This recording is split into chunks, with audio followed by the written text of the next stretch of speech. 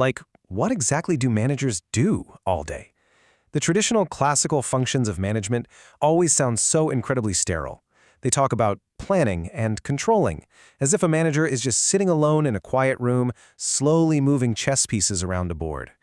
But hey, if you've ever actually worked in a real office, you know that is a massive oversimplification. Those vague buzzwords, they just don't reflect the daily chaos of the workplace. Okay, let's dive into this. Management expert Henry Mintzberg felt that exact same frustration. He completely shattered those classical myths. He realized that traditional functions tell us very little about the actual reality.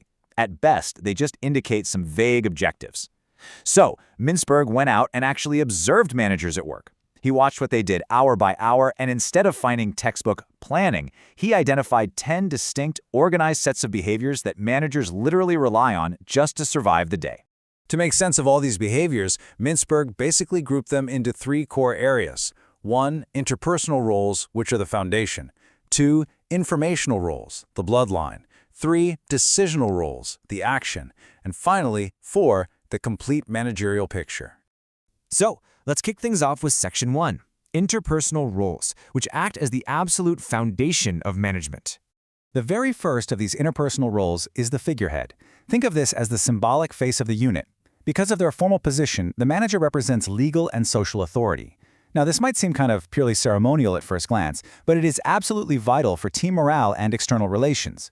For example, the source text points out specific things like greeting touring dignitaries, taking an important customer out to lunch, signing legal documents, or, even attending an employee's wedding. Next up is the leader role. And honestly, this is what most of us picture when we hear the word manager.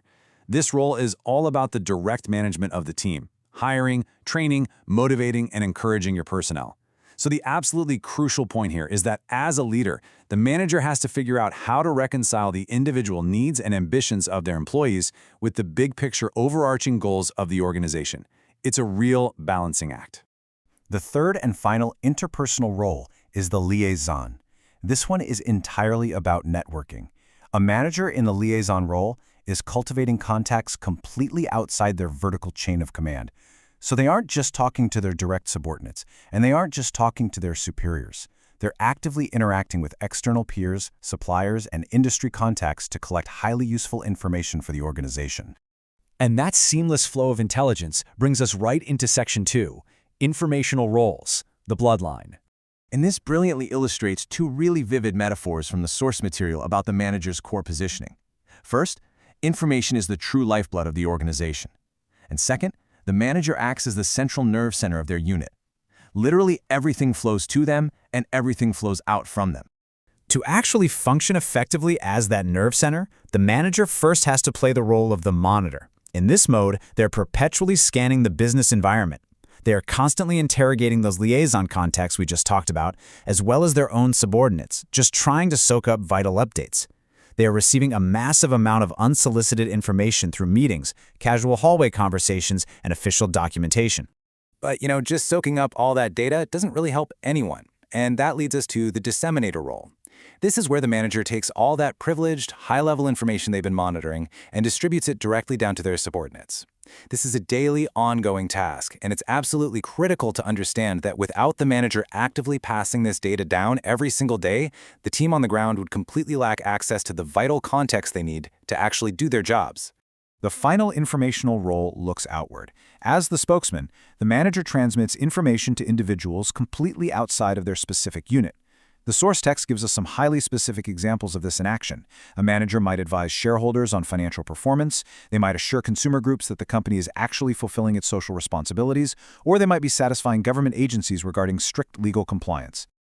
All right, now we enter the arena where the stakes are the absolute highest. Section 3, decisional roles, the action. First up in the decisional category is the entrepreneur role. In this capacity, the manager is acting as an active innovator. They are actively designing and initiating changes within the organization. This basically means keeping a super sharp eye out for new ideas and constantly seeking improvements so their unit can successfully adapt to a rapidly changing business environment. Let's move to the disturbance handler and see how this builds. Because while the entrepreneur proactively creates change, The disturbance handler has to react to pure chaos. Managers frequently have to step up and handle really difficult problems and highly non-routine situations. We're talking about facing down major external pressures, things like sudden energy shortages, disruptive worker strikes, or, finding out a major customer just went bankrupt. It's a situation that perfectly captures the visceral reality of management, the manager as a firefighter. When a supplier unexpectedly reneges on a crucial contract, or when unanticipated chaos just suddenly looms large over a project, the manager literally has to drop everything. They have to run straight toward the fire to seek rapid solutions and stabilize the whole situation. Whew, okay. Once the immediate fire's out, we return to the vital role of the resource allocator. Every single organization has limited time, money, and manpower, right? The manager is the one who decides exactly how those finite resources get distributed. And hey, this isn't just about budgeting dollars. It crucially involves the manager deciding exactly who they're going to work with most closely to get the most important tasks done. They are quite literally allocating their own personal bandwidth. Finally, we have the negotiator. Managers spend a considerable amount of their time negotiating with all sorts of various groups inside and outside the company. Our source material provides exact examples to ground this concept. For instance, it could be the chairman of a company negotiating a massive new strike issue with union leaders, or it could just be a floor foreman resolving a day-to-day grievance problem directly with the workers.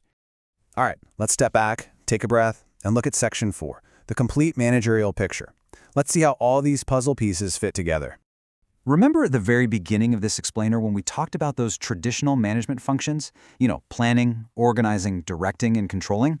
Well, the big takeaway here isn't that Mintzberg's 10 roles entirely replace those traditional concepts. Not at all. Instead, the most effective managers deeply integrate both approaches. They absolutely need those traditional goals, but they use these 10 roles to actually achieve them. Now, what's really interesting about this slide is how perfectly scholar John Pierce connects the two frameworks. He notes that it is exactly through these interpersonal, informational, and decisional roles that managers actually execute those classical functions. The traditional functions are the what, but Mintzberg's roles, they're the how. The manager acts as a vital channel of communication, utilizing these 10 behaviors to plan, organize, and control the daily reality of the workplace. Which brings us to the end of our explainer. But before we wrap up, I want to leave you with a question so you can test this theory in your own life. Think about your workplace right now. Look at the roles we've covered today. Which of these 10 roles does your manager play the most?